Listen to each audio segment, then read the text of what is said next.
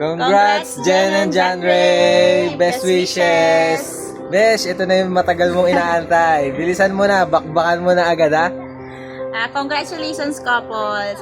Sana habaan nyo pa yung pasensya nyo, lalo ngayon na bagong kasal kayo. Maraming pagsubok na darating at sana kumapit kayo ng kumapit, hindi lang sa sarili nyo, kundi lalong-lalo na sa Panginoon. Yes, at huwag matutulog nang hindi nag-uusap pag may problema. Huwag kang gagaya dito ha.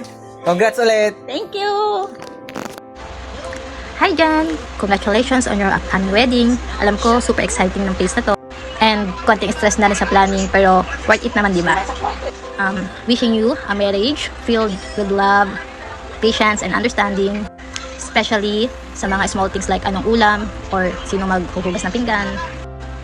And sana, your journey together will full of happy moments and growth and lots of laughter. Enjoy every moment and every steps from preparations to your big day. Yun lang, wishing you all the best on your new chapter. Congratulations again, Jen. So happy for you. Dusyo, say hi to Ninang Jen. Ninang Jen, congratulations. Yan. May tawa pa. Ito Jen, congratulations. Sobrang saya ko for you dahil nakita mo na ang iyong forever at malapit na ang inyong kasal. Nakita ko yung pring na photo nyo. Sobrang ganda mo doon, sobrang blooming. Kitang-kita yung kaligayahan sa mata mo. At deserve mo yung mga happiness, blessing na natatanggap mo ngayon. Siyempre, wish ko sa marriage life mo ay a lifetime of love, happiness, laughter, and endless blessing.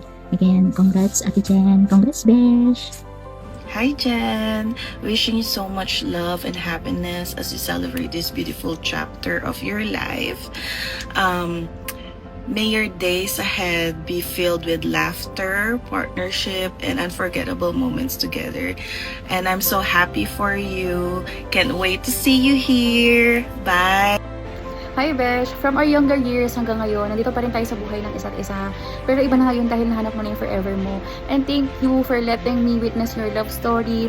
And thank you kasi talagang hindi mo nakalimutan na maging bahagi ako ng napakahalagang araw mo.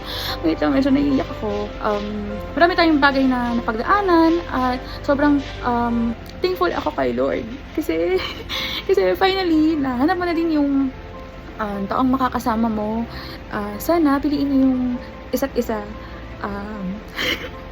Wait lang. Kukunin ko na yung chance na to kasi alam ko baka hindi naman ako makapagsalita on your wedding day. So yun, sana piliin niyo yung isa't isa araw-araw at pag may mga hindi kayo pagkakaintindihan, palagi niyong pag-uusapan. Nandito lang ako para sa'yo, alam mo yan. At kapag may time na lulayas ka, welcome na welcome ka sa amin. Chat mo lang ako, Besh. And palagi mo sinasabi sa akin na late ka na, pero paulit-ulit ko din sinasabi sa'yo na hindi. Kasi alam kong darating yung tamang oras, tamang panahon at tamang tao para sa'yo. So yun, congratulations, Besh. And wish ko lahat ng ikakaayos ng marriage life mo, ng personal life mo, lahat, alam mo yan. Gusto ko masaya ka, gusto ko lahat ng best para sa'yo. Yun lang, love you, Besh. Hi, Bestie Jen! Grabe! Ilang araw na lang ikakasal ka na. Parang kailan lang sabay natin itong pinapangarap, napagkukwentuhan. I'm so happy for you kasi you found someone who truly makes you happy and love that you deserve. And always remember, I'm always here for you no matter what. Alam mo yan, since day one. So almost 15 years ng friendship natin. Ang dami na natin pinagdaanan, pinagsamahan. Marami na din tayo pinagtsikaan and so on. Excited na ako na makita ka sa new chapter ng life mo. Basta enjoy lang. Enjoy, okay?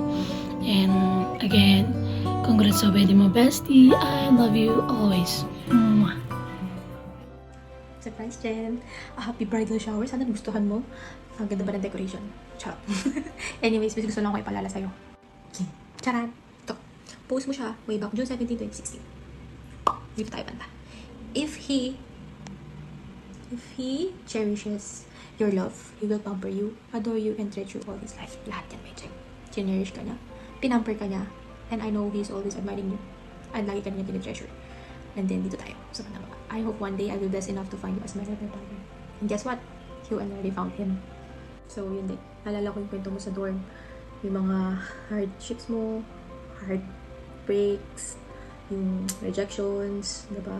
Pero, ganado mo lahat. Lahat ng plans mo nangyayari yun. May mga slight delay, pero nandito pa rin tayo naman. Hindi naman tayo nagmamadali. Hindi naman karera ang life.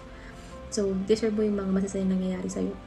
And huwag na wag mong pagdadamutan yung sarili mo when it comes to that. And then, pagdating naman sa, shit, buhay may asawa. Or, magiging isa na kayo, wait lang.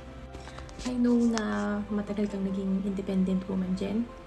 Pero this time, magkakaasawa ka na. Pwede kang dumepende sa kanya. Pwede kang sumandal sa kanya. Pwede mo ipakita sa kanya na mahina ka. Okay? Wag mong itatago sa kanya yun. Kasi siya yung makakasama mo hanggang pagtanda. Always give time to each other. Kasi communication is always the key. And it's time na din na ipakita mo sa kanya dyan na pambiba max ka. Kidding aside, gawin yung sentro. Yung sa relasyon, yung si God, sa relasyon ng dalawa. And then, piece of advice, if kung tatanggapin yung advice ko. When it comes to battles, if hindi kaya ng lalaki, babae ang lalaban. Pag hindi kaya ng babae, lalaki ang lalaban. Pag hindi kaya ng dalawa, magpahinga. Yun, pwede magpahinga ha. Tsaka pag kaya nyo ng dalawa kayong lalaban sa battle. Hindi kayo mag-isa. Nag-iisa kayo. Pero, hindi kayo nag-iisa sa battle. You had each other. Naging sandalan niyo ang isa't isa. Naging pahinga niyo ang isa't isa, and that's fine. Yun lang. See you, May 9.